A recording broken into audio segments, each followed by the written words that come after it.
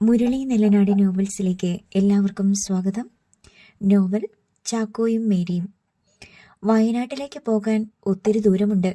പുറത്തിറങ്ങി ആരോടെങ്കിലും നമ്പർ പറഞ്ഞു കൊടുത്താൽ വിളിച്ചു തരുമെന്ന് അവന് വിശ്വാസമുണ്ടായിരുന്നു. കുറച്ച് രൂപ കയ്യിലുണ്ട്. എല്ലാ ആദ്യത്തെ ഞായറാഴ്ചയും അപ്പ പള്ളിയിൽ പോയി വന്നാലുടൻ മണമുള്ള 500-ന്റെ ഒരു നോട്ട് കയ്യിൽ വച്ചു തരും. അത് എൽസ ചേച്ചിയുടെ കയ്യിൽ കൊടുത്താണ് സിനിമയുടെ CD വാങ്ങുന്നത്. കിടന്നിട്ട് ചാക്കോയ്ക്ക് ഉറക്കം വന്നതേയില്ല. അവൻ എഴുന്നേറ്റ് ചെന്ന് മേശയിലിരുന്ന സീഡികൾ പരതി. അതിൽ നിന്ന് അങ്ങാടി തെരുവിൻ്റെ CD എടുത്തു. അത് കമ്പ്യൂട്ടറിലിട്ട് പ്ലേ ചെയ്തിട്ട് ചാക്കോ കട്ടിലിൽ വന്ന് കിടന്നു. നീലാംബരിയായിരുന്നു അവൻ്റെ മനസ്സിൽ. അവൾക്ക് വേണ്ടി പലവട്ടം പാടിയ പാട്ടിനായി അവൻ കാതോർത്ത് കിടന്നു. കോഴിക്കോട് നിന്ന് വയനാട്ടിലേക്കുള്ള ബസ്സിലായിരുന്നു നീലാംബരി. ഡ്രൈവർക്ക് പിന്നിലെ സീറ്റിൽ തനിച്ചായിരുന്നു അവൾ. ഷീറ്റെടുത്ത് തലയിലൂടെ പുതച്ച് ഉറങ്ങാതെ അവൾ സീറ്റിൽ ചാരി കണ്ണടച്ചിരുന്നു. ചാക്കോച്ചൻ്റെ മുറിയായിരുന്നു അവളുടെ മനസ്സിൽ. ഉറക്കം വരാതെ ചാക്കോച്ചൻ കിടപ്പുണ്ടാവും. ആ പാട്ടൊന്ന് പാടാമോ ചാക്കോച്ച? മനസ്സുകൊണ്ട് നീലാംബരി ചോദിച്ചു.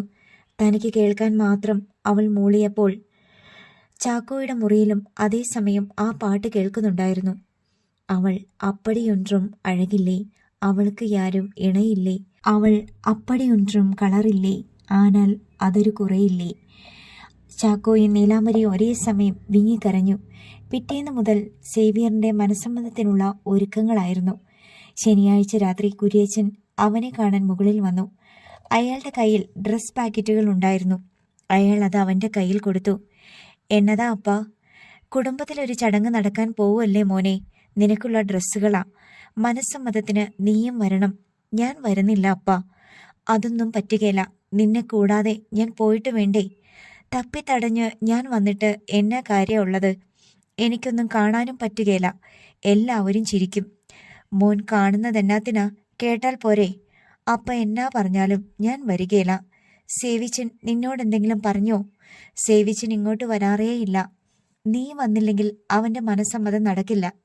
ഇനി അഥവാ ആരെങ്കിലും എന്തേലും പറഞ്ഞിട്ടുണ്ടെങ്കിൽ അത് അവരുടെ മനസ്സിലിരിക്കത്തേയുള്ളൂ.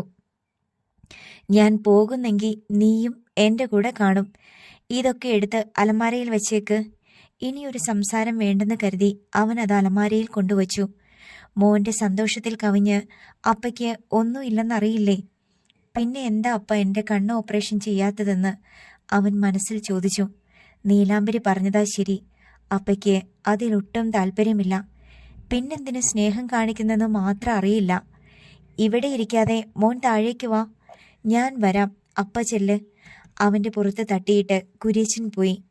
ഹാളിൽ സേവ്യറും സണ്ണിയും എൽസയും നാളത്തെ ഒരുക്കങ്ങളെപ്പറ്റി സംസാരിച്ചിരിപ്പുണ്ട്. കുര്യച്ചൻ ഹാളിലേക്ക് ചെന്നു. മനസ്സമ്മതത്തിൻ്റെ കാര്യം നീ എന്നതാടാ ചാക്കോയോട് പറയാതിരുന്നത്? കുര്യച്ചൻ സേവ്യറിൻ്റെ നേരെ തട്ടിക്കയറി. ഈ വീട്ടിൽ നടക്കുന്ന കാര്യം ഓരോരുത്തരോടും പ്രത്യേകം പറയണോ? അവൻ വരുന്നില്ലെന്നാ എന്നോട് പറഞ്ഞത്. നീ അത് അവനോട് പറയാത്തതിൻ്റെ പരിഭവമാണ്.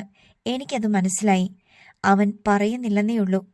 സണ്ണി നോട്ടം കൊണ്ട് എതിർത്തൊന്നും പറയരുതെന്ന് സേവിയറെ വിലക്കി. അപ്പയ്ക്ക് അങ്ങനെയൊരു പരാതി ഉണ്ടേല് ഞാൻ ചെന്ന് പറയാം. അത് വേണമെടാ മോനെ. നമ്മൾ എന്നാ നല്ല കാര്യം ചെയ്യുമ്പോഴും ഞാൻ അവനെ കൊണ്ടുപോകാറുള്ള കാര്യം നിങ്ങൾക്കറിയില്ലേ? അവിടെ അവൻ്റെ സാന്നിധ്യം ഉണ്ടായാൽ ഉയർച്ചയ്ക്ക് പിന്നെ ഒന്നും വേണ്ട. ബിസിനസ്സിനേക്കാൾ വലിയ കാര്യ നിന്റെ ജീവിതത്തിൽ സംഭവിക്കാൻ പോകുന്നത്. ഒരു കുടുംബജീവിതം കഴിഞ്ഞേ എന്തോ ഉള്ളൂ. അച്ഛൻ വന്ന് അനുഗ്രഹിക്കുന്നതിനേക്കാൾ മഹത്തരമാ ചാക്കോയുടെ സാന്നിധ്യം. അവനെ കൊണ്ടുപോകണമെന്ന് ഞാൻ പറയുന്നത് അതുകൊണ്ടാ.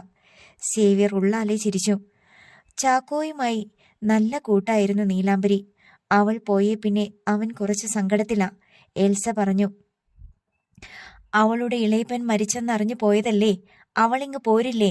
എൽസ സേവിയറിനെ ഒന്ന് പാളി നോക്കി. അവൾ വന്നില്ലേ ചാക്കോ വീട്ടിൽ നിന്ന് ഇറങ്ങിപ്പോയെന്ന് വരും. അങ്ങനെ ആ കാര്യങ്ങളുടെ കിടപ്പ്. കുര്യച്ചൻ ഞെട്ടലോടെ സേവിയറെ തുറച്ചു നോക്കി. അപ്പയോട് എങ്ങനെ പറയണമെന്നറിയില്ലാതെ വിഷമിക്കുക എൽസ. അവനും ആ പെണ്ണും അടുപ്പത്തിലാ അപ്പാ. ഇടിവെട്ടേറ്റ പോലെ കുര്യച്ചൻ വിറച്ചു. എന്നതാടാ നീ പറയുന്നേ? എടി മോളെ, ഇവൻ ആരെ പറ്റിയാ പറയുന്നേ? എൽസ മിണ്ടിയില്ല.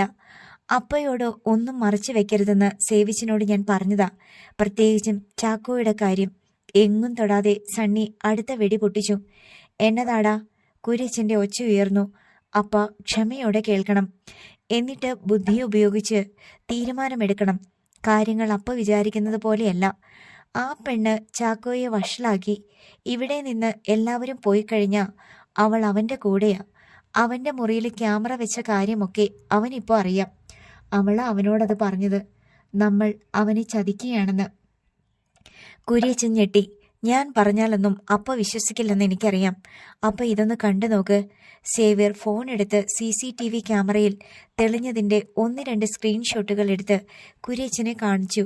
തല കറങ്ങുന്നത് പോലെ കുര്യച്ചന് തോന്നി. നീലാംബരി ചാക്കോയെ കെട്ടിപ്പിടിക്കുന്നതും മുഖത്ത് ചുംബിക്കുന്നതും അയാൾ കണ്ടു. ഇതൊക്കെ എനിക്ക് അപ്പയെ കാണിക്കാൻ കഴിയൂ. അപ്പയ്ക്ക് കാണണമെങ്കിൽ കമ്പ്യൂട്ടറിൽ സേവ് ചെയ്തിട്ടുണ്ട്. സണ്ണി അതൊക്കെ കണ്ടു. അതെ അപ്പ, നമ്മൾ കരുതുന്നത് പോലെയല്ല കാര്യങ്ങൾ. ആ പെണ്ണിൻ്റെ രൂപമൊന്നും അവനറിയില്ല. മനസ്സിലൊന്നുമില്ലാതെയല്ല അവൾ അവനെ വലയിൽ വീഴ്ത്തിയത്. ഇല്ലാത്ത ചിന്തയൊക്കെ അവൻ്റെ മനസ്സിൽ നിറച്ച് അവൾ അവനെ വഷളാക്കി. പഴയ നിഷ്കളങ്കതയൊക്കെ അവനിൽ നിന്ന് പോയി. കുര്യച്ചൻ്റെ ശരീരം കത്താൻ തുടങ്ങി. ഞാൻ ആ പെണ്ണിനെ വിളിച്ച് താക്കീത് ചെയ്തു. കൊന്നുകളയുമെന്ന് പേടിപ്പിക്കുകയും ചെയ്തു. അങ്ങനെ അവൾ കടന്നു കളഞ്ഞത്. അതിനുശേഷം ചാക്കോയിൽ മാറ്റങ്ങൾ വന്നു തുടങ്ങിയത്. അവൻ ഇവിടുന്ന് പോകുമെന്ന് വരെ എൽസയോടും അമ്മച്ചിയോടും പറഞ്ഞു. കർത്താവേ, കുര്യച്ചൻ അറിയാതെ വിളിച്ചുപോയി. അവൻ്റെ സങ്കടം കണ്ടപ്പോൾ എൽസ പറഞ്ഞത് കൂടി അപ്പ കേൾക്കണം. അപ്പയോട് പറയടി, എന്നെത്തിനാ മടിക്കുന്നത്? എൽസ മുഖം കുനിച്ചു. അവൻ്റെയും ആ പെണ്ണിൻ്റെയും കെട്ട് നടത്തി കൊടുക്കാമെന്ന്. തുള്ളൽ പനി പിടിച്ച പോലെ കുര്യച്ചൻ വിറച്ചു. ചാക്കോയുടെ കെട്ട് നടത്താനോ? അതോടെ തീർന്നില്ലേ എല്ലാം? അവൻ്റെ കെട്ട് നടത്തിയാൽ നിനക്കൊക്കെ സുഖമായിട്ട് ജീവിക്കാമെന്നാണോ കരുതുന്നത്? ഇവളൊരു പൊട്ടത്തരം പറഞ്ഞെന്ന് വെച്ച് അപ്പയത് കാര്യമാക്കണ്ട. ആ പെണ്ണ് പോയി. നാളെ അവൾ ആളെയും കൂട്ടി മേടയിൽ ബംഗ്ലാവിലേക്ക് വരാതിരുന്നാ മതി.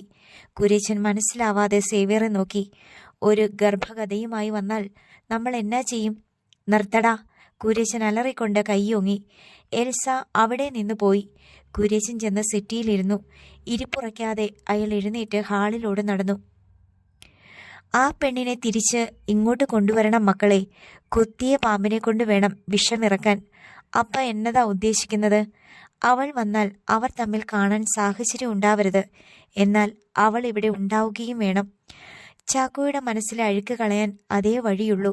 ചാക്കോയുടെ മുഖവും മനസ്സും പ്രകാശിച്ചു കൊണ്ടിരുന്നാലേ നമുക്കൊരു ഉയർച്ചയുണ്ടാവൂ. രണ്ടുപേരും മിണ്ടിയില്ല. നാളെ മനസ്സമ്മതം കഴിഞ്ഞാലുടൻ അവളെ ഞാൻ തിരിച്ചു കൊണ്ടുവരും. കൂട്ടത്തിൽ ഒരുത്തിയെ കൂടി പണിക്ക് വെക്കാം. നീ ചെന്ന് അവനെ കണ്ട് നാളെ പള്ളിയിലോട്ട് പോകാൻ ക്ഷണിക്ക്. സണ്ണി കൂടി വാ. അവർ മുകളിലോട്ട് പോകുന്നത് കുര്യച്ചൻ നോക്കി നിന്നു. പെണ്ണിന്റെ മണമേൽക്കാതെ അവൻ ഇതുവരെ വളർത്തിയതായിരുന്നു. എൽസ അവന് അമ്മയും പെങ്ങളുമായിരുന്നു. കറുത്ത് കാണാൻ കൊള്ളാത്ത ഒരു പെണ്ണ് ആലീസിനെ നോക്കാൻ വന്നപ്പോൾ ഇത്രയും പ്രതീക്ഷിച്ചില്ല. അവൻ നീലവനയിലെ രാജലക്ഷ്മിയുടെ മോനാണ്. അതിൻ്റെ ഗുണം അവനിൽ കാണാതിരിക്കുവോ? റൂമിൽ ചെന്ന കുര്യച്ചൻ അലമാരയിൽ നിന്ന് വിസ്കി കുപ്പിയെടുത്തു. സണ്ണിയും പിന്നാലെ സേവ്യറും മുറിയിൽ ചെല്ലുമ്പോൾ ചാക്കോ കട്ടിലിൽ ചമ്രം പടിഞ്ഞിരിപ്പുണ്ട്. സേവ്യർ വാതിൽ ചാരി. നീ ഇതുവരെ ഉറങ്ങിയില്ലേടാ? സണ്ണി ചോദിച്ചു. ചാക്കോ മിണ്ടിയില്ല. അവനെങ്ങനെ ഉറങ്ങാനാ? അവൻ്റെ പെണ്ണ് അവനെ വിട്ടു പോയില്ലേ? സഹിക്കാൻ പറ്റുന്ന കാര്യമാണോ? സേവ്യർ കസേര വലിച്ചിട്ടിരുന്നു. നീ അവളെ തേടിപ്പോകുമെന്ന് എൽസ പറഞ്ഞല്ലോ. അവൻ പോകാതിരിക്കുന്നതെങ്ങനെ? എടാ, നാളെ നിന്നെ മനസ്സമ്മതത്തിന് കൊണ്ടുപോയേ തീരുന്ന വാശിയില അപ്പ. നീ എന്നാ നിശ്ചയിച്ചു? നീ അവളുടെ അടുത്തേക്ക് പോകുന്നെങ്കിൽ രാവിലെ ഞങ്ങൾ പോയാലുടൻ വണ്ടിയെത്തും. അവളുടെ അഡ്രസ്സൊക്കെ എനിക്ക് കിട്ടി. വയനാട്ടിൽ അവളുടെ വീട് വൈത്തിരി എന്ന് പറയും. സേവിച്ചൻ അത് മനസ്സിലാക്കിയെന്ന് ചാക്കോയ്ക്ക് ഉറപ്പായി. ഫോൺ നമ്പറും ഏജൻസിയിൽ നിന്ന് കിട്ടി. നിനക്ക് ഞങ്ങൾ തരുന്ന ലാസ്റ്റ് ചാൻസാ. നിന്നെ ഒഴിവായി കിട്ടാൻ ഞങ്ങൾ എന്നാ വേണേലും ചെയ്യും. നാളെ അപ്പ വന്ന് വിളിക്കുമ്പം സുഖമില്ലെന്ന് പറഞ്ഞ് നീ കിടന്നേക്കണം. അമ്മച്ചിയും മറിയ ചേട്ടത്തിയും മാത്രമേ മുറിയിലുണ്ടാവൂ. 10 മണിക്ക് ഗേറ്റിന് മുന്നിൽ ഒരു കാറ് വരും. നീ ആ സമയം നോക്കി സിറ്റൗട്ടിൽ ഇറങ്ങിയിരുന്നാ മതി. സണ്ണി ഉപദേശിച്ചു. റോയിച്ചൻ എന്ന ഡ്രൈവറുടെ പേര്. നിന്നെ അയാൾ അവളുടെ അടുത്തെത്തിച്ചോളും. വഴിക്ക് വെച്ച് അവൻ അവളെ ഫോണിൽ വിളിച്ചു തരും. പിന്നെ അപ്പ വന്നാൽ നീ കൂടെ പോന്നേക്കരുത്, കേട്ടല്ലോ? ചാക്കോ മൂളി. സ്നേഹിക്കുന്ന പെണ്ണിൻ്റെ കൂടെ പോയി ജീവിക്കടാ, അല്ലാതെ ഇവിടെ തിന്നു മുടിച്ച് പന്നിയെപ്പോലെ കിടക്കാതെ. ഇത്രയും കാലം അനിയനെ പോലെ കരുതിയതുകൊണ്ട് ഞങ്ങൾ നിനക്ക് തരുന്ന ഔദാര്യമാ. വാടാ സണ്ണി, ഇനിയല്ല അവന്റെ വിധി. സേവ്യർ എഴുന്നേറ്റു. സണ്ണി അവന്റെ ചുമലിൽ തട്ടി. മനസ്സമ്മതം കഴിഞ്ഞാലുടൻ വൈകാതെ സേവിച്ചന്റെ കെട്ട. ഞങ്ങളുടെ കൈകൊണ്ട് തീരാതെ രക്ഷപ്പെട്ടു പോടാ. വല്ല കവലയിലും തുണി വിരിച്ചിരുന്ന് പാടിയാലും നിനക്ക് ജീവിക്കാം. അപ്പോ നാളെ 10 മണി. ഞങ്ങൾ തിരിച്ചു പോരുമ്പോൾ നീ ഈ വീട്ടിലുണ്ടാവാൻ പാടില്ല. വാതിൽ തുറക്കുന്നതും രണ്ടുപേരും പോകുന്നതും ചാക്കോ അറിഞ്ഞു. സേവിച്ചിനെ വിശ്വസിച്ച് കൂടെ പോകുന്നത് അപകടമാണെന്ന് ചാക്കോയുടെ മനസ്സ് പറഞ്ഞു. രക്ഷപ്പെട്ടു പോകണം. അതിന് ആരുടെയും സഹായം തേടാൻ പാടില്ല. ചുവരിൽ കൈകൊണ്ട് പരതി ചാക്കോ ലൈറ്റ് അണച്ചു. താൻ എന്ത് ചെയ്യുന്നെന്ന് സേവിച്ചൻ മുറിയിലിരുന്ന് കാണുന്നുണ്ടാവും.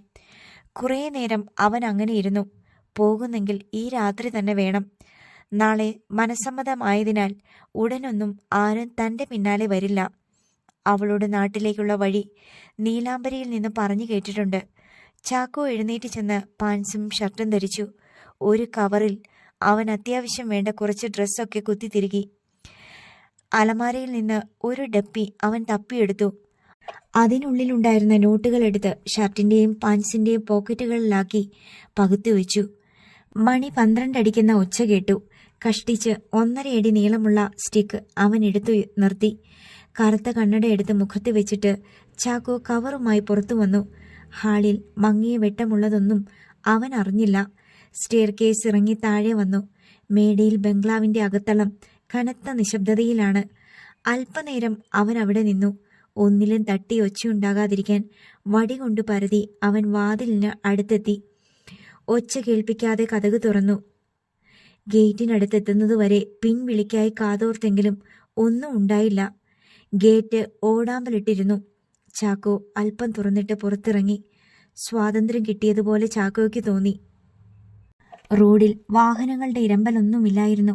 വടികുത്തി ചാക്കോ വേഗം നടക്കാൻ തുടങ്ങി. ഉള്ളിലിരുന്ന് ഒരു ശക്തി വഴി കാട്ടുന്നത് പോലെ ചാക്കോയ്ക്ക് തോന്നി. മേടയിൽ ബംഗ്ലാവിൽ നിന്ന് ചാക്കോ അകന്നകന്നുപോയി. പുറത്ത് ഇരുട്ടായിരുന്നെങ്കിലും ചാക്കോയുടെ ഉള്ളിൽ വെളിച്ചമുണ്ടായിരുന്നു. റോഡിന്റെ അരികുപറ്റി ചാക്കോ നടന്നു. വടികുത്തി കൃത്യമായി റോഡിന്റെ അരിക് തിട്ടപ്പെടുത്തിയാണ് നടന്നത്. പോകുന്നത് കോട്ടയം ഭാഗത്തേക്കാണെന്ന് ചാക്കോയ്ക്ക് നിശ്ചയമുണ്ടായിരുന്നു. പിന്നിൽ നിന്നൊരു കാറിന്റെ ഇരമ്പൽ കേട്ടു. അവന്റെ മനസ്സ് ജാഗരൂകമായി. അനങ്ങാതെ അവൻ നിന്നു. അതവനെ കടന്നു പാഞ്ഞുപോയി. കുറച്ചു ദൂരം ചെന്നപ്പോൾ ഒരു ഓട്ടോയുടെ ശബ്ദം അവൻ തിരിച്ചറിഞ്ഞു. തിരിഞ്ഞു നിന്ന് അവൻ വടി കാണിച്ചു. ഓട്ടോ അവന്റെ മുന്നിലായി നിന്നു. ചാക്കോ വടി നീട്ടിപ്പിടിച്ച് ഓട്ടോയുടെ അടുത്തേക്ക് ചെന്നു. ഓട്ടോക്കാരൻ തല പുറത്തിട്ടു. എന്താ? ശബ്ദം കേട്ടപ്പോൾ അയാൾ പ്രായമുള്ള ആളാണെന്ന് അവന് തോന്നി. ചേട്ടായി, ഒന്ന് ബസ് സ്റ്റാൻഡിൽ കൊണ്ടുവിടാമോ? മറുപടി വരും മുമ്പേ അവൻ തപ്പിത്തടഞ്ഞ് ഓട്ടോയിൽ കയറിയിരുന്നു. ടോപ്പ് ലൈറ്റ് വീണത് ചാക്കോ അറിഞ്ഞില്ല. നിനക്ക് കാഴ്ചയില്ലേ? ഓട്ടോക്കാരൻ അവനെ നോക്കി. ഇല്ല ചേട്ടായി, കോഴിക്കോടിന് പോകേണ്ടതാ. രൂപ എത്രയാന്ന് വെച്ച തരാം. ഒന്ന് സഹായിക്കണേ. കണ്ണു കാണാത്ത നീ ഈ നേരത്ത് ഇവിടെ ചുറ്റിക്കറങ്ങുന്നത് എന്നത്തിനാ? നിന്റെ ആ ഗ്ലാസ് എടുത്തേ. അവൻ കൂളിംഗ് ഗ്ലാസ് എടുത്ത്. എന്നിട്ട് ചിരിച്ചു. അവന് കാഴ്ചയില്ലെന്ന് അയാൾക്ക് മനസ്സിലായി. നിന്നെ കണ്ടിട്ട് കാശുള്ള ഏതോ വീട്ടിലേതാണെന്ന് തോന്നുന്നുണ്ടല്ലോ. എവിടാ നിന്റെ സ്ഥലം? കോഴിക്കോടാ ചേട്ടായി. പിന്നെ എന്നത്തിനാ കോട്ടയത്ത് വന്നത്? ചാക്കോ ശൂന്യതയിൽ നോക്കി ചിരിച്ചു. ഇവിടെ ഒരു കല്യാണത്തിന് വന്നതാ. അവിടുന്ന് ഒരു വണ്ടിയിൽ റോഡിൽ കൊണ്ട് വിട്ടേച്ചു പോയി.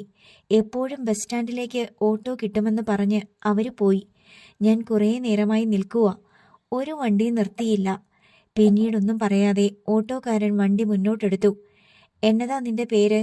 ചാക്കോന്നാ. നീ പറയുന്നത് ഞാൻ എങ്ങനാടാ വിശ്വസിക്കുക? അയ്യോ, ഞാൻ കുഴപ്പക്കാരനല്ല ചേട്ടായി. കാഴ്ചയില്ലാത്തത് എൻ്റെ കുറ്റമാണോ? പിന്നീട് അയാൾ ഒന്നും പറഞ്ഞില്ല.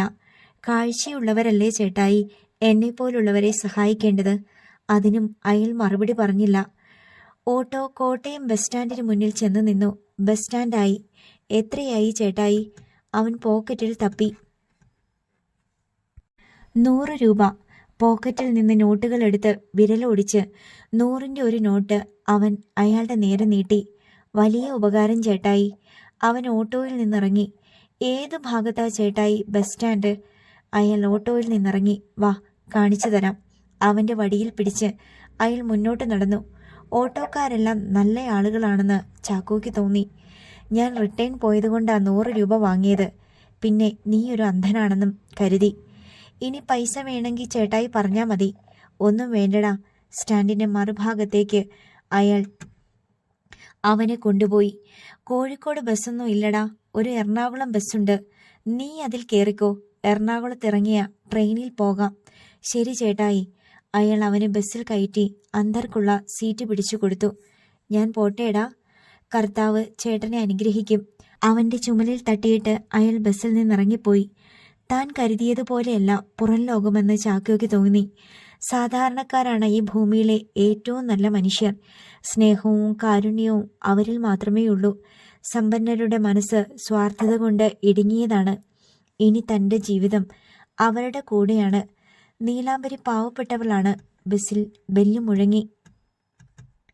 വണ്ടി മുന്നോട്ട് നീങ്ങാൻ തുടങ്ങി. ഈശോയെ, കരുണാമയനെ, കാഴ്ചയില്ലാത്ത ചാക്കോയ്ക്ക് വഴി കാട്ടിത്തരണേ, അവൻ പ്രാർത്ഥിച്ചു. 6 മണിയായപ്പോൾ തന്നെ മേടയിൽ വീടുണർന്നു. ഓരോരുത്തരും അവരവരുടേതായ തിരക്കുകളിലായിരുന്നു.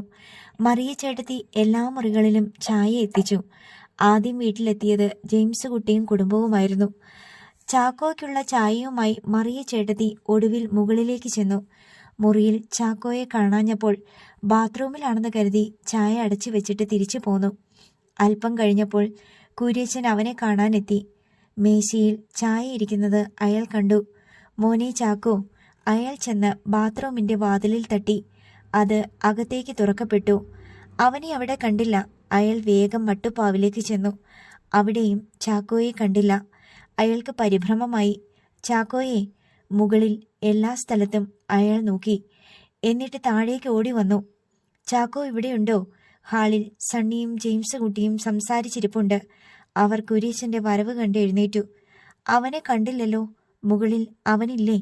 അവൻ അവിടെ ഇല്ല. കർത്താവേ, അവൻ എങ്ങോട്ട് പോയി? എന്റെ കൊച്ചിനെ കാണാനില്ല. കുര്യച്ചന് തല പെരുത്തു. പുറത്തൊക്കെ ഒന്ന് നോക്കടാ, അയാൾ അലറി. കുര്യച്ചന്റെ ഒച്ച കേട്ട് സേവ്യറും എൽസയും അങ്ങോട്ട് ചെന്നു. എന്നതാ? സേവ്യർ ചോദിച്ചു. ചാക്കോയെ കാണാനില്ല, സണ്ണി പറഞ്ഞു. കുര്യച്ചൻ മുറ്റത്തേക്ക് ഓടി. സേവ്യറിന്റെ മനസ്സ് ജാഗരൂകമായി. അവൻ രാത്രി തന്നെ സ്ഥലം വിട്ടു. വീടും പരിസരവും അരിച്ചു പെറുക്കി എല്ലാവരും തിരിച്ചു വന്നു. എന്റെ എല്ലാം പോയല്ലോ കർത്താവേ. കുര്യച്ചൻ സിറ്റിയിൽ വീണു. അപ്പ ഒന്ന് സമാധാനപ്പെട്. അവൻ ഏതുവരെ പോകാനാ? കോട്ടയം വിട്ടു പോകാനൊന്നും അവന് പറ്റുകയില്ല. സേവ്യർ നിസ്സാരമായി പ്രതികരിച്ചു. നാവടയ്ക്കട നായെ. കാൽച്ചുവട്ടിലെ മണ്ണൊലിച്ചു പോയത് നീയൊന്നും അറിയില്ല. അവനെ കണ്ടുപിടിക്കാതെ ഒന്നും നടക്കാൻ പോകുന്നില്ല. കാറിന്റെ കീയും എടുത്ത് കുര്യച്ചൻ പുറത്തേക്ക് പാഞ്ഞു. പിന്നാലെ ജെയിംസ് കുട്ടിയും ഓടി. ആലീസിന്റെ വിളി കേട്ടപ്പോൾ എൽസ കരച്ചിലോടെ അങ്ങോട്ട് പോയി. അവൻ നമ്മളെ കടത്തി വെട്ടിയല്ലോ സേവിച്ച. സണ്ണി സേവ്യറിനെ നോക്കി ചിരിച്ചു. അപ്പന്റെ കയ്യിൽ പെടുന്നതിനു മുമ്പ് നമ്മൾ അവനെ പൊക്കണം. അതിന് മനസ്സമ്മതം നടക്കണ്ടേ? അത് നടന്നേ തീരൂ. സേവ്യർ മുറിയിൽ ചെന്ന് ഫോൺ എടുത്ത് 1-2 പേരെ വിളിച്ച് വിവരം പറഞ്ഞു. ജെയിംസ് കുട്ടിയാണ് കാർ ഓടിച്ചത്. കുര്യച്ചൻ ഫോണിലൂടെ എല്ലാവർക്കും നിർദ്ദേശം കൊടുത്തുകൊണ്ടിരുന്നു. ചേട്ടായി ഇങ്ങനെ ടെൻഷൻ അടിക്കാതെ. അവനൊരു അന്ധന. എവിടെയുണ്ടെങ്കിലും കണ്ടുപിടിക്കാൻ ഒരു പ്രയാസവും ഇല്ല. അതൊന്നും കുര്യച്ചനെ സമാധാനിപ്പിക്കാൻ പോന്ന വാക്കുകളായിരുന്നില്ല. പടിയിറങ്ങിപ്പോയത് കുര്യച്ചൻ പടുത്തുയർത്തിയ സാമ്രാജ്യത്തിന്റെ കാവൽക്കാരനാണ്. പോലീസ് സ്റ്റേഷനിൽ കുര്യച്ചൻ നേരിട്ട് ചെന്ന് പരാതി കൊടുത്തു. അടുപ്പമുള്ള മുഴുവൻ പോലീസ് ഉദ്യോഗസ്ഥരെയും വിവരമറിയിച്ചു. കുര്യച്ചന്റെയും സേവ്യറിന്റെയും ആളുകൾ റെയിൽവേ സ്റ്റേഷനും ബസ് സ്റ്റാൻഡും കോട്ടയം പട്ടണവും അരിച്ചു പെറുക്കി. ചാക്കോ രാത്രി തന്നെ കോട്ടയം വിട്ടെന്ന് എല്ലാവർക്കും മനസ്സിലായി. കുര്യച്ചനെ കാറിൽ നിന്ന് പിടിച്ചിറക്കിയാണ് ജെയിംസ് കുട്ടി വീട്ടിലേക്ക് കൊണ്ടുവന്നത്. അയാൾ സെറ്റിയിൽ മലർന്നു കിടന്നു. ഇടയ്ക്കിടെ കൈകൊണ്ട് നെഞ്ചത്തടിച്ച് പരവേശം കാണിച്ചു. എല്ലാവരും അയാളുടെ മുന്നിൽ വന്നു നിന്നു. വെള്ളം കൊടുത്തിട്ടൊന്നും അയാൾ കുടിച്ചില്ല. ജെയിംസ് കുട്ടി വിയർപ്പ് തുടച്ചു കൊടുത്ത് അടുത്തു നിന്നു. ആർക്കെങ്കിലും എന്തെങ്കിലും പറയാനുള്ള ധൈര്യം ഇല്ലായിരുന്നു. മേടയിൽ വീട് ഒരു മരണ വീട് പോലെയായി. ചേട്ടായി, പള്ളിയിലോട്ട് പുറപ്പെടാനുള്ള സമയം കഴിഞ്ഞു. പെൺകൂട്ടരൊക്കെ എത്തിയെന്നാ കേട്ടത്. ഡ്രസ് ചെയ്ത് നിന്ന സേവ്യറെ നോക്കിയിട്ട് ജെയിംസ് കുട്ടി പറഞ്ഞു. സെമിത്തേരിയിലോട്ട് എടുക്കാനുള്ള സമയമായെന്ന് പറയടാ. ഇത്രയും കാലം എന്നെ ഞാനാക്കിയ എന്റെ കൊച്ചൻ പോയില്ലേടാ. സേവ്യറിന്റെ ശരീരം വിറഞ്ഞു കയറി. സണ്ണി മുന്നോട്ട് വന്നു. അപ്പാ, മനസ്സമ്മതം നടക്കാതെ പറ്റത്തില്ല. അവരെ കളിയാക്കിയതിന് തുല്യമാവും. ഞാൻ അവരോട് സംസാരിച്ചതാ. പെണ്ണിന്റെ അപ്പൻ വിളിച്ചിട്ട് അപ്പ ഫോൺ എടുത്തില്ലെന്ന് പറഞ്ഞു. ഇടഞ്ഞു നിൽക്കുക ഇത്തിക്കണ്ടത്തുകാര്. ഒരു ശത്രുത ഉണ്ടാക്കി വെക്കാത്തതാ നല്ലത്. ചടങ്ങ് മാറ്റിവെക്കാനൊന്നും അവർ തയ്യാറല്ല. ഇനി ആരിടഞ്ഞാലും മേടയിൽ കുരേശനെ താങ്ങി നിർത്താൻ കഴിയില്ല. നിലം പൊത്തി വീഴുക. നാളെ മുതൽ എന്നാ സംഭവിക്കാൻ പോണതെന്ന് കണ്ടോ. എല്ലാം കുത്തിപ്പറിച്ചുകൊണ്ടൊരു ഒഴുക്ക വരാൻ പോകുന്നത്. എല്ലാം ഒലിച്ചു പോകും. ചെന്നടിയുന്നത് ഇവിടെ ഒന്നുമല്ല, ഇടുക്കിയില. ഇപ്പോഴും കാട് കയറി കിടപ്പുണ്ട് മണിതൂക്കാൻ മേട്ടിലെ ആ മൊട്ടക്കുന്നിൽ 10 സെന്റ് ഭൂമി. സേവ്യറിന്റെ മുഖത്തേക്ക് സണ്ണി നോക്കി. ഏത് നിമിഷവും അവൻ പൊട്ടിത്തെറിക്കുമെന്ന് തോന്നി. സണ്ണിയുടെ സെൽ റിങ് ചെയ്തു. ഇത്തിക്കണ്ട ബേബിയാ. എടുത്തിട്ട് ഞങ്ങൾ പുറപ്പെട്ടെന്ന് പറയടാ. എനിക്കെന്റെ മനസ്സമ്മതം നടത്തിയേ തീരൂ. നാട്ടുകാരുടെ മുന്നിലെ നാണം കെടാൻ എനിക്ക് വയ്യ. അപ്പയ്ക്ക് വേണ്ടത് ചാക്കോയെയാണെങ്കിൽ അവനെ ഞാൻ കൊണ്ടുവരും, സേവ്യർ ഉറക്കെ പറഞ്ഞു. കുര്യച്ചൻ ദുർബലനായി മകനെ നോക്കി. സണ്ണി കോൾ എടുത്തു. ഹലോ ബേബി, ഞങ്ങൾ പുറപ്പെട്ടു കഴിഞ്ഞു. കൂടുതലൊന്നും പറയാതെ സണ്ണി കോൾ കട്ട് ചെയ്തു. അവൻ പോയിരിക്കുന്നത് എവിടേക്കാണെന്ന് അപ്പയ്ക്കും അറിയാം. ആ ഹോം നേഴ്സിന്റെ അടുത്തേക്ക്. കോഴിക്കോടുള്ള എന്റെ സുഹൃത്തിനെ വിളിച്ച് ഞാൻ പറഞ്ഞിട്ടുണ്ട്. അവനും കൂട്ടരും വയനാടിനുടനെ തിരിക്കും. വെറും വാക്ക് പറഞ്ഞതല്ല. ചാക്കോയെ ഒരു പോറൽ പോലും ഏൽപ്പിക്കാതെ ഞാൻ കൊണ്ടുവരും. അപ്പ എഴുന്നേറ്റു വാ. സേവ്യർ പുറത്തേക്ക് നടന്നു. ചടങ്ങ് നടക്കണം ചേട്ടായി. തിരിച്ചറിവില്ലാതെ ഒരു പയ്യൻ ഇറങ്ങിപ്പോയി. ഇനി സേവ്യർ കൂടി വീട് വിട്ടു പോകാൻ പാടില്ല. എഴുന്നേൽക്ക്. ജെയിംസ് കുട്ടി കുര്യച്ചനെ പിടിച്ചെഴുന്നേൽപ്പിച്ചു. എല്ലാവരും മുറ്റത്തേക്ക് നടന്നു. കാറുകൾ ഒന്നൊന്നായി മേടയിൽ ബംഗ്ലാവിന്റെ ഗേറ്റ് കടന്ന് പുറത്തേക്ക് പോയി. വാതിലടച്ചിട്ട് മറിയ ചേട്ടത്തി ആലീസിന്റെ മുറിയിൽ വന്നു. ഒടുവിൽ കുര്യച്ചൻ മുതലാളിക്കൊരു മനസ്സു വന്നു. കൊച്ചമ്മേ, എല്ലാരും പോയിട്ടുണ്ട്. ഈ ദിവസം തന്നെ അവൻ ഇറങ്ങിപ്പോകാൻ തോന്നിയല്ലോ. നന്ദി കെട്ടവൻ. എന്റെ കൊച്ചിന്റെ മനസ്സമ്മതം മുടക്കാനാ അവൻ നോക്കിയത്. ആലീസ് ശകാരം ചുരിഞ്ഞു. വലിയൊരു രഹസ്യം ഇന്നാ ഞാൻ അറിയുന്നത്. ചാക്കോ വളർത്തുമോനാന്ന്. കുരിശുതൊട്ടിയിൽ നിന്ന് കിട്ടിയത് അവനെ. സ്വന്തം മക്കളേക്കാൾ സ്നേഹം കൊടുത്താ വളർത്തിയത്. ഹോം നേഴ്സായിട്ട് വന്ന ഒരു പെണ്ണിൽ അവൻ മയങ്ങിപ്പോയില്ലേ. അവൾ ഇവിടുന്ന് പോകാൻ നേരം അവനെ കൂടെ വിളിച്ചിട്ടുണ്ടാവും കൊച്ചമ്മേ. അവൾ കോട്ടയത്ത് എവിടെയെങ്കിലും തങ്ങിക്കാണും. തനിച്ചു പോകാനൊന്നും അവനെ കൊണ്ട് പറ്റുകയില്ല. രണ്ടും ഒന്നിച്ച സ്ഥലം വിട്ടത്. അത് സത്യമാണെന്ന് ആലീസിനും തോന്നി. മനസ്സമ്മതം കഴിഞ്ഞ ഉടനെ ഇത്തിക്കണ്ടം വർക്കി കുര്യച്ചനെ പള്ളിയിൽ നിന്ന് പുറത്തേക്ക് കൂട്ടിക്കൊണ്ടുപോയി. ആ കൊച്ചൻ വീട്ടുപണിക്ക് നിന്ന പെണ്ണിന്റെ പിന്നാലെ പോയല്ലേ. സേവ്യർ അപ്പോൾ തന്നെ എന്നെ വിളിച്ച് വിവരം പറഞ്ഞു. കണ്ണു കാണാത്ത പയ്യനല്ലേ. അവനാണേല് വീട് വിട്ട് ഒരിടത്തും പോയിട്ടില്ല. ഞാനിവിടെ വന്നു നിന്നേയുള്ളൂ. ക്ഷീണിതനായി കുര്യച്ചൻ പറഞ്ഞു. അവരുടെ അടുത്തേക്ക് വർക്കിയുടെ മകൻ ബേബി വന്നു. അവൻ സ്വയം നിശ്ചയിച്ചിറങ്ങിപ്പോയതല്ലേ. പോലീസിൽ കംപ്ലൈന്റ് കൊടുത്തതോടെ കുര്യച്ചന്റെ ഭാഗം ക്ലിയറായെന്ന് കരുതിയാ പോരെ. എന്നാ പറയാമെങ്കിലും ഭാവിയിൽ അതൊരു ബാധ തന്നെയാ. ഇനി അന്വേഷിച്ചു പോയി മണ്ടത്തരം കാണിക്കരുത്, വർക്കി ഉപദേശിച്ചു. അവനെ എനിക്ക് കൈവിട്ട് കളയാൻ പറ്റത്തില്ല. എവിടെ ഉണ്ടേലും കണ്ടുപിടിച്ചേ പറ്റൂ. എന്നത്തിനാ കുര്യച്ചൻ ഇങ്ങനൊരു വാശി പിടിക്കുന്നേ? കാര്യമുണ്ട്. പ്രസവിച്ച് ഏതാനും മാസമുള്ളപ്പോൾ എന്റെ കയ്യിൽ കിട്ടിയതാ അവനെ. അവനെ ആരും അന്യനായി കാണരുതെന്ന് വെച്ച് എന്റെ മോനായിട്ടാ വളർത്തിയത്. നിയമപരമായി എനിക്ക് മക്കൾ 4. അപ്പോ കുര്യച്ചന്റെ സ്വത്തിലും അവനൊരു അവകാശിയല്ലേ? വർക്കിയുടെ നെറ്റി ചുളിഞ്ഞു. അതിലെന്നതാ സംശയം? 4 മക്കൾക്കും തുല്യമായ അവകാശമുണ്ട്. വർക്കി മകനെ അർത്ഥവത്തായി നോക്കി. അങ്ങനെയൊരു വിഡ്ഢിത്തരം കാണിക്കാൻ പാടില്ലായിരുന്നു. വിഡ്ഢിത്തരമല്ല ബേബി, അവനെ കയ്യിൽ കിട്ടിയിട്ടാ എനിക്കൊരു ഉയർച്ചയുണ്ടായത്. സ്വന്തം മക്കളെ പോലെ ഞാൻ അവനെ സ്നേഹിക്കാനുള്ള കാരണവും അതാ. അവനെ കണ്ടുപിടിച്ചു തരാൻ നിങ്ങൾ എന്നെ സഹായിക്കണം. പയ്യൻ ആ പെണ്ണിന്റെ കൂടെ ജീവിച്ചാൽ കുര്യച്ചൻ ഷെയർ കൊടുത്തല്ലേ പറ്റൂ. ആവശ്യപ്പെട്ടാൽ കൊടുക്കാതിരിക്കാൻ പറ്റുമോ? പക്ഷേ അതിനു മുമ്പ് അവനെ എനിക്ക് വീട്ടിലെത്തിക്കണം. തന്ത്രപൂർവം വേണം അവളുടെ പിടിയിൽ നിന്ന് അവനെ മോചിപ്പിക്കാൻ.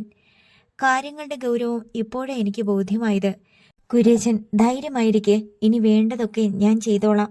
സെൽ റിങ് ചെയ്തപ്പോൾ കുര്യച്ചൻ അവിടെ നിന്ന് പോയി. ആ പയ്യൻ അയാളുടെ മറ്റേതോ സെറ്റപ്പിലേതാ അപ്പച്ച. അതിലൊരു സംശയവും വേണ്ട. എന്നതായാലും നീ സേവ്യറിനോട് ആലോചിച്ച് വേണ്ടത് ഉടനെ ചെയ്യണം. കുര്യച്ചന്റെ സ്വത്തിന് ഇനി മറ്റൊരു അവകാശി വേണ്ട. ഇത്തിക്കണ്ടം ബേബി തലയാട്ടി. രാവിലെ മുതൽ തുടങ്ങിയ ചാറ്റൽ മഴയായിരുന്നു. കയർ വരിഞ്ഞ ചെറിയ കട്ടിലിൽ എഴുന്നേൽക്കാൻ മടിച്ച് നീലാമ്പരി കിടന്നു. ഇളയച്ചന്റെ നിർത്താതെയുള്ള ചുമ വരാന്തയിൽ നിന്ന് കേൾക്കാമായിരുന്നു. മുറിയിലേക്ക് കലിതുള്ളി ലക്ഷ്മി കയറി വരുന്നത് അവൾ കണ്ടു. 35 വയസ്സുവരും ലക്ഷ്മിക്ക്. ഇനിയും എഴുന്നേൽക്കാറായില്ലേടി നിനക്ക്? നീലാംബരി എഴുന്നേറ്റിരുന്ന് മുടി കെട്ടിവെച്ചു. ഉണ്ടായിരുന്ന പണിയും കളഞ്ഞു കുളിച്ച് വന്നിരിക്കുന്നു. കാശിപ്പോ വരുന്ന് പ്രതീക്ഷിച്ചിരുന്നപ്പോ വന്നു മുന്നിൽ നിൽക്കുക. ഒന്നും പറയാതെ അവൾ അടുക്കളയിലേക്ക് ചെന്നു. ചെറിയമ്മ നിലത്തിരുന്ന് കപ്പയുടെ തോട് പൊളിക്കുകയാണ്. നനഞ്ഞ അടുപ്പ് ഊതി കത്തിക്കാനുള്ള ശ്രമത്തിലാണ് സുമ. ലക്ഷ്മി പിന്നാലെ അങ്ങോട്ട് വന്നു. വേറെ എവിടെയെങ്കിലും പണി നോക്കണ്ടേടി മോളെ? ചെറിയമ്മ ചോദിച്ചു. നോക്കാൻ ചെറിയമ്മേ, പിന്നെ ഏത് വീട്ടിൽ ചെന്നാലും തട്ടാനും മുട്ടാനും ആമ്പിള്ളേര് കാണും. ഒരു തഞ്ചത്തിൽ നിൽക്കാൻ പഠിക്കണം, അല്ലാതെ കിട്ടിയ പണിയും കളഞ്ഞ് ഓടിപ്പോരുകയല്ല ചെയ്യേണ്ടത്. ലക്ഷ്മി ഏറ്റുപിടിച്ചു. മാനം കളഞ്ഞ് ജീവിക്കാൻ എനിക്ക് വയ്യ. അവൻ ഒരു തവണ എന്നെ വലിച്ചിഴച്ച് അവന്റെ മുറിയിൽ കൊണ്ടുപോയതാ. എങ്ങനെയാ രക്ഷപ്പെട്ടതെന്ന് എനിക്കിപ്പോഴും അറിയില്ല. നിനക്കെന്താടി ആ തള്ളയോട് പറയാൻ മേലേ? അതല്ലേ നീ ചെയ്യേണ്ടത്? സുമ ചോദിച്ചു. എന്നാ പിന്നെ അതിന്റെ പണി മുഴുവനും എനിക്കാവും. അവരൊക്കെ മോന്റെ ഭാഗത്തേ നിൽക്കൂ. അപ്പോ തന്നെ എന്നെ പറഞ്ഞുവിടും. നീലാംബരി ചാക്കുകെട്ടിൽ ചെന്നിരുന്നു. ഒന്നും അറിയാതെയല്ലല്ലോ നീ ഈ പണിക്ക് പോയി തുടങ്ങിയത്. നീലാംബരിക്ക് ശുണ്ഠി വന്നു. പിന്നെ ഞാൻ എന്ത് ചെയ്യണമെന്നാ ലക്ഷ്മി ചേച്ചി പറയുന്നത്? അവന് കീഴടങ്ങി കൊടുക്കണോ? എന്നിട്ട് വയറും വീർപ്പിച്ച് വന്നാൽ നിങ്ങൾ എന്നെ ഇവിടെ കേറ്റൂ? എല്ലാവരും പരസ്പരം നോക്കി. ചെയ്ത ജോലിയുടെ ശമ്പളം കിട്ടിയോ മോളെ? ആ, 2000 രൂപ തന്നിട്ടുണ്ട്. ഞാനതങ്ങ് തന്നേക്കാം. അവൾ ബ്രഷിൽ പേസ്റ്റ് എടുത്ത് പിന്നാമ്പുറത്തിറങ്ങി. തൊഴിലാളികളുടെ ലയമായിരുന്നു അത്. പല്ല് തേച്ചു വന്നപ്പോൾ സുമ അവൾക്കൊരു കട്ടൻ ചായ കൊടുത്തു. നീ ഓഫീസിലേക്ക് വിളിച്ച് വേറെ എവിടെയെങ്കിലും പണി കിട്ടുമെന്ന് നോക്ക്. ഞങ്ങൾക്കിവിടെ പണിയൊക്കെ കുറവാ. എന്ത് ചെയ്യണമെന്നറിയാതെയേ ലക്ഷ്മി ചേച്ചി അങ്ങനെയൊക്കെ പറഞ്ഞത്. 2 ദിവസമായി ഒരു നേരത്തെ ഭക്ഷണം ഇവിടെ. ഗ്ലാസുമായി അവൾ മുറിയിലേക്ക് വന്നു. ഫോൺ റിങ് ചെയ്യുന്നുണ്ടായിരുന്നു. ഹോം നഴ്സിംഗ് ഏജൻസി നടത്തുന്ന തമ്പി സാറിന്റെ കോളായിരുന്നു അത്. താൻ പോന്ന കാര്യം തമ്പി സാർ അറിഞ്ഞു കാണും. അവർ അടുത്ത ആളിനെ കിട്ടാൻ വിളിച്ചിട്ടുണ്ടാവും. നീലാംബരി കോൾ എടുത്തു. സാർ, നീ വീട്ടിലെത്തിയോ പെണ്ണേ? എത്തി സാർ. നീ ഒരു പാവം കൊച്ചാന്നാ ഞാൻ കരുതിയത്. എനിക്കിട്ട് പണി തന്നിട്ടാണല്ലോടി നീ പോയത്. അയാൾ പൊട്ടിത്തെറിച്ചു. നിന്റെ കൂടെ ആ പയ്യനും ഉണ്ടോടി? നീലാംബരി ഞെട്ടിപ്പോയി. ആരുടെ കാര്യമാ തമ്പി സാറ് പറയുന്നത്? ഇങ്ങോട്ട് വിളിച്ചിലിറക്കല്ലേ പെണ്ണേ, ഇത് തീക്കളിയാ. നിന്നെ അവനെയും പൊക്കാൻ പോലീസും ഗുണ്ടാപ്പടയും ഇപ്പോ അവിടെ എത്തും. നീലാംബരിയുടെ അടിവയറ്റിൽ നിന്നൊരു തീ കയറി. സാറേ, എനിക്കൊന്നും മനസ്സിലാവുന്നില്ല. ആ വീട്ടിൽ നിൽക്കാൻ പറ്റാത്തോണ്ടാ ഞാൻ പോന്നത്.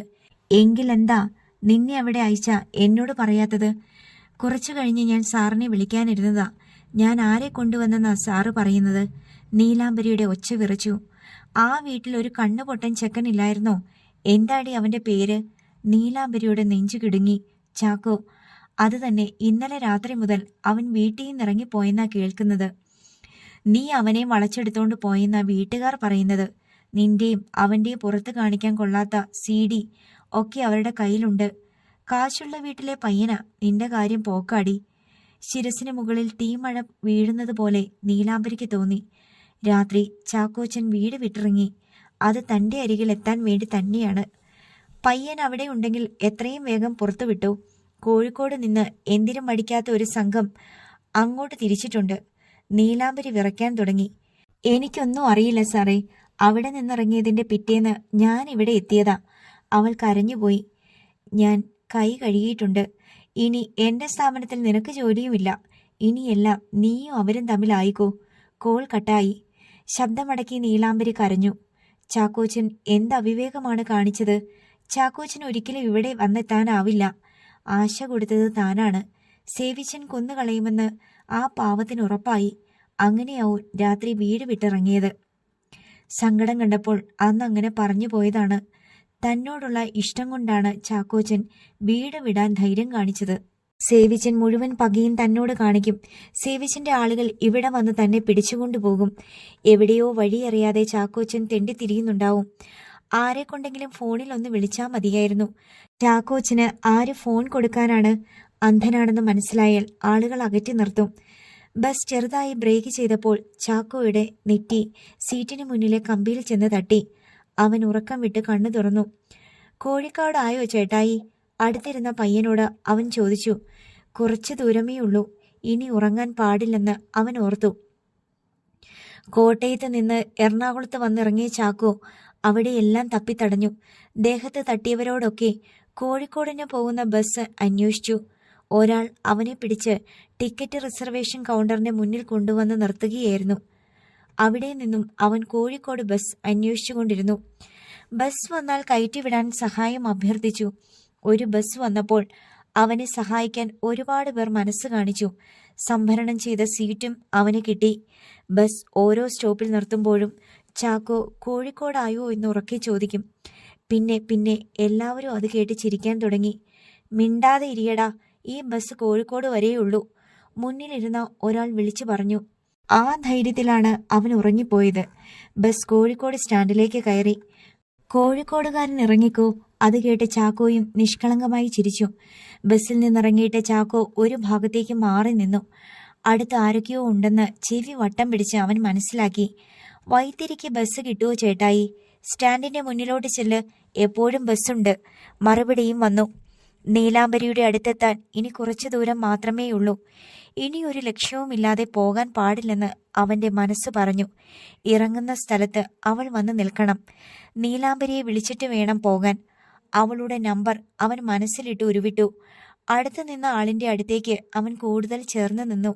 ദേഹത്ത് തട്ടിയപ്പോൾ അയാൾ സംശയത്തോടെ അവനെ നോക്കി. എന്താടാ? തലയനക്കി അവൻ ചിരിച്ചു.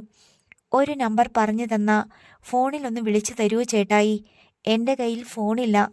കൂട്ടിക്കൊണ്ടു പോകാൻ ഒരാൾ വരാന്ന് പറഞ്ഞിട്ടുണ്ട്. അയാളുടെ ഭാവം മാറി. വന്നോളൂ ഓരോന്ന്. പോടാ വൃത്തികെട്ടവനെ, അയാൾ ആട്ടിക്കളഞ്ഞു. കാഴ്ചയില്ലെന്ന് നടിക്കുന്നതാ. അടി വേണ്ടെങ്കിൽ പോടാ. മറ്റൊരാളിന്റെ ഒച്ച ഉയർന്നു. അവരൊക്കെ എന്താ ഇങ്ങനെയെന്ന് ഓർത്ത് ചാക്കോ വിഷമിച്ചു പോയി. ഇവന്മാരെ കൊണ്ട് പൊറുതി മുട്ടിയല്ലോ. ആരും ഫോൺ തരില്ലെന്ന് അവന് മനസ്സിലായി. ഒരാളെ വിളിക്കാനാ ചേട്ടായി. നിന്റെ സൂക്കേട് എന്താന്ന് മനസ്സിലായി. സ്റ്റാൻഡ് വിട്ടോ, വേഷവും കുട്ടി ഇറങ്ങിക്കോളും. ചാക്കോയുടെ മുഖം വാടി. പോടാ, വേറെ ആള് നോക്ക്. ഇനി അവിടെ നിന്നിട്ട് കാര്യമില്ലെന്ന് അവന് മനസ്സിലായി. റോഡിലിറങ്ങി അന്വേഷിച്ചാൽ ഫോൺ വിളിക്കാൻ ബൂത്ത് കാണും. പൈസ കൊടുത്താൽ ഫോണിൽ സംസാരിക്കാൻ പറ്റുന്ന സ്ഥലമുണ്ടെന്ന് എൽസ പറഞ്ഞവൻ കേട്ടിട്ടുണ്ട്. കവറിൽ നിന്ന് വടിയെടുത്ത് നീർത്തി അവൻ മുന്നോട്ട് നടന്നു. ആരുടെയൊക്കെയോ ദേഹത്ത് വടി തട്ടി. ബസ് സ്റ്റാൻഡിൽ നിന്ന് റോഡിലേക്ക് ചെന്നിറങ്ങിയത് ചാക്കോയുടെ അകക്കണ്ണ് പോലും കണ്ടില്ല. തൊട്ടു മുന്നിൽ കാതടുപ്പിക്കുന്ന ഒരലർച്ച മാത്രം ചാക്കോ കേട്ടു. പാഞ്ഞു വന്ന ഒരു കാർ അവനെ ഇടിച്ചു തെറിപ്പിച്ചു. നിലവിളിയോടെ ചാക്കോ വായുവിലേക്ക് ഉയർന്നു. അടുത്ത ഭാഗം നാളെ.